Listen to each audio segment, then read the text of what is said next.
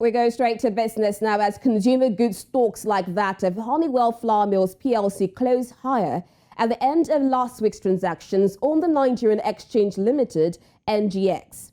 It led 9 others on the gainers chart with 28.93% to close at 2.02 naira 05 kobo.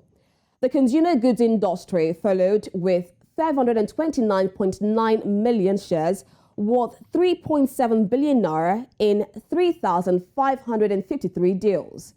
The natural resources industry ranked third with a turnover of 250.9 million shares worth 1.4 billion naira in 72 deals.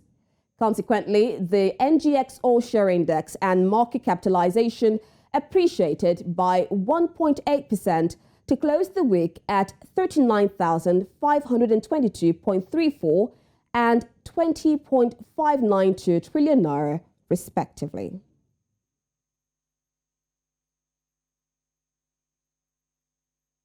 Joining me live on News Central now is the Managing Director of Trust Bank Capital Management Limited, Aziz Lawal. It's good to have you on the news with us. Yeah, good morning, Rita. Thank you for having me. Thank you. Good morning.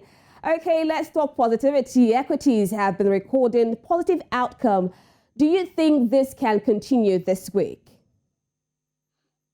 Not likely, Rita, not likely. Last week, what we saw in terms of performance of the market was largely driven by the performance of bellwether stocks. We call them bellwether stocks because they gauge the performance of the market, specifically Airtel and MTN. Airtel did about 15.38%. Their performance does not usually tell the full story of the market, actually. So this week, we anticipate a mix of profit-taking and bargain hunting activities by market players. You recall that at the beginning of the month, we mentioned that impressive results will further sustain the positive performance of the market in the first half of August. From the second half, when half-year earnings season frenzy would have fizzled out, the bears and the profit takers will take charge of the market. This trend will most likely start to play out this week, sadly. Thank you. Quite an unfortunate one there. Okay, Lawal, the fixed income market is attracting more attention. Could this boost Forex liquidity? Forex liquidity. That's a good question, right? Yes, we saw traction, a reasonable level of activities in the bond market last week. We saw increased buy-side activities. However, the level of buy-side activities that we saw were from local investors. To answer your question more specifically, what we saw last week will not boost Forex liquidity as the activities of foreign investors remain muted. I mean, foreign investors are attracted by the prospect of earning competitive risk-adjusted returns, and that is not the case in Nigeria presently.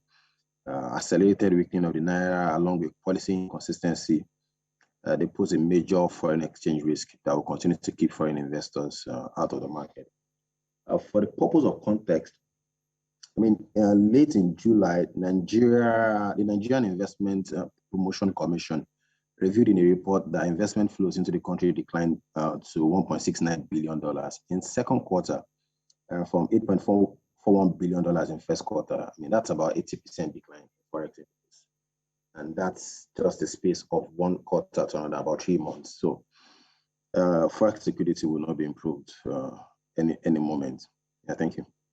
Thank you, Aziz Lawal. I wonder if there's any good news for us, because now you're saying this will not boost liquidity. But let's look at this now another way. The inflation figures for July has been expected next week. What are your predictions? Maybe this is where we're going to find the good news. Okay. And so last month, headline and food inflation moderated for the third consecutive month to print at 17.75% and 21.83%. I mean, that's like a moderation of around 18 basis points and 45 basis points. Looking at where they came from in the previous month, from 17.93 for headline inflation and 22.28 for food inflation. But despite the moderation, I mean, last month, we still saw imported food inflation sustain its upward trend to 17.03%. Yes, the question is, will inflation drop further this month? Yes. Yeah.